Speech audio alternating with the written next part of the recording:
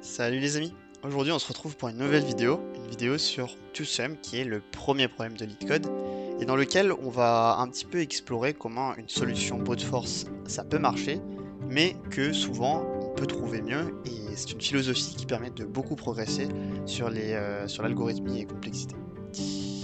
Donc ce problème quel est-il?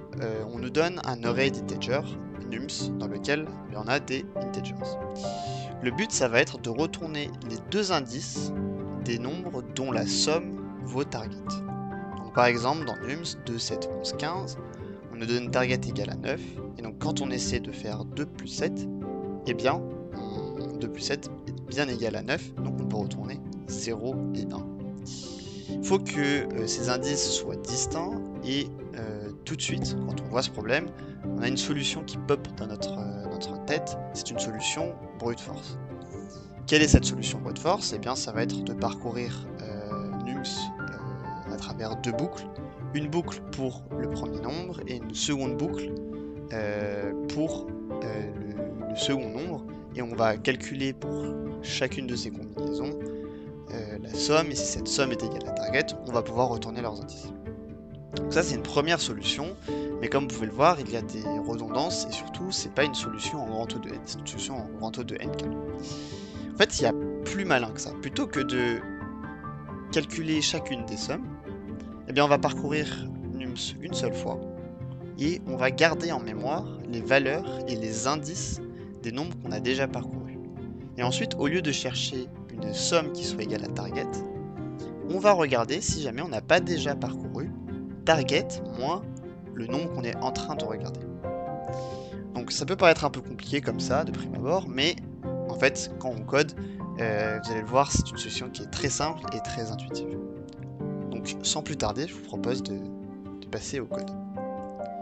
Première étape, c'est d'avoir n qui est ln de nums, et d ça va être notre compteur. Ensuite on va parcourir, comme je vous l'ai dit, une seule fois notre array.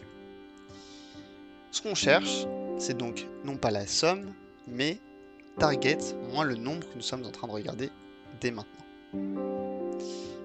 Dans D, on va regarder du coup si ce nombre-là est dans D. S'il l'est, ça veut dire que en fait on a notre somme. Et on va pouvoir regarder et renvoyer D de NB et I. Pourquoi? Ça veut dire que le nombre plus nums de i est égal à target.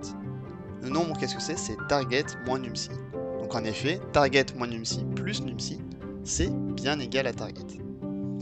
Et ça, c'est que dans le cas où ce nombre-là, le nombre que nous sommes en train de chercher, est bien dans D. Ce n'est pas forcément le cas. Et donc, si ce n'est pas le cas, il nous suffit de populer D. Donc, D de nums i est égal à i. Encore une fois, ce dictionnaire, c'est un dictionnaire dont la clé va être égale à la valeur du nombre et dont la valeur va être l'indice. Et ça nous permet en fait de retourner le bon résultat. Si je submit, vous allez pouvoir voir que c'est une solution qui est en grand O de n et qui est très performante. Vous pouvez le voir, on bat 77% des algorithmes. En réalité, il y a toujours une petite part d'aléatoire, mais c'est la solution la plus performante. Je vous remercie d'avoir regardé cette vidéo et si elle vous a plu, je vous invite à vous abonner. Salut!